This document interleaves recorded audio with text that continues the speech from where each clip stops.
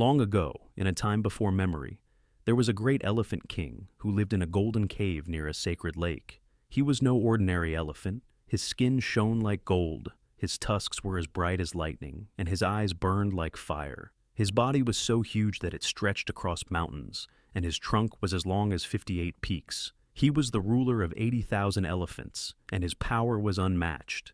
During the hot summer, the great elephant king would leave his golden cave and rest under the shade of a giant injin tree. His two queens, Mahasubada and Suvasubada, stayed by his side.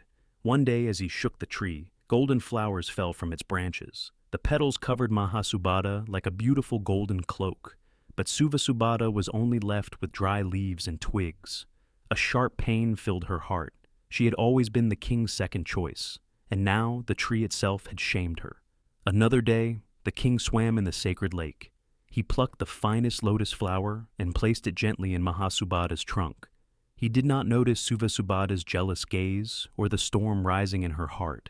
Hurt and angry, Suvasubada could not bear it any longer. She bowed before 500 wise sages and made a wish. She wished to be reborn as a queen of men, to be powerful and wise. She wished for the chance to destroy the great elephant king, to make him feel the pain she had carried in her heart. The sages listened in silence, and the heavens trembled at her words. Her wish was granted. In her next life, she was born as a princess, the daughter of the great king Madaraja. She grew into a woman of great beauty and charm, and when the time came, she became the queen of King Varanasi, ruler of a mighty kingdom.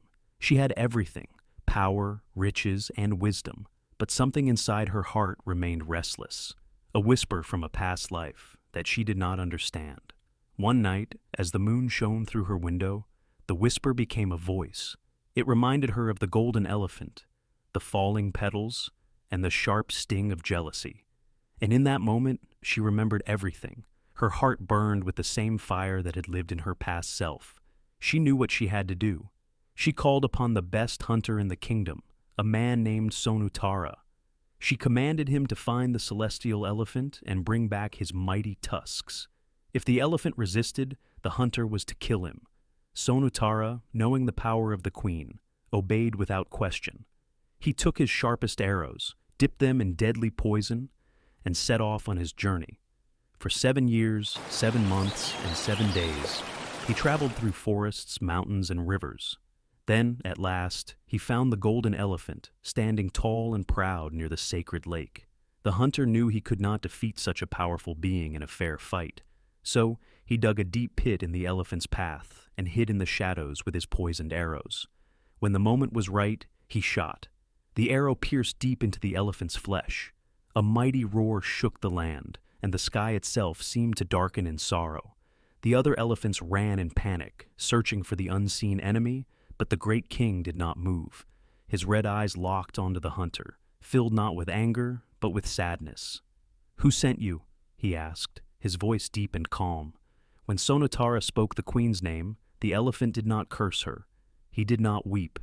He only smiled. "The time has come," he whispered. With his last strength, he lifted his mighty trunk and broke off his own tusks.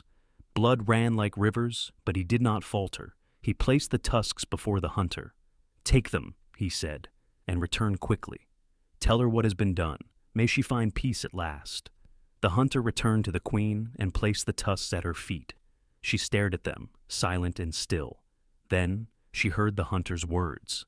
He told her how the great elephant did not fight, how he did not curse her, how he accepted his fate with peace.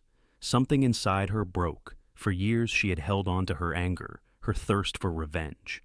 But now, standing before the tusks of the golden elephant, she felt something she had never felt before: shame. The heavy burden of hatred lifted from her heart. The great elephant had fallen, but he had not lost. His wisdom had defeated her rage. His sacrifice had set her free. And so, the story of the celestial elephant lived on, a tale of betrayal, sacrifice, and the power of forgiveness.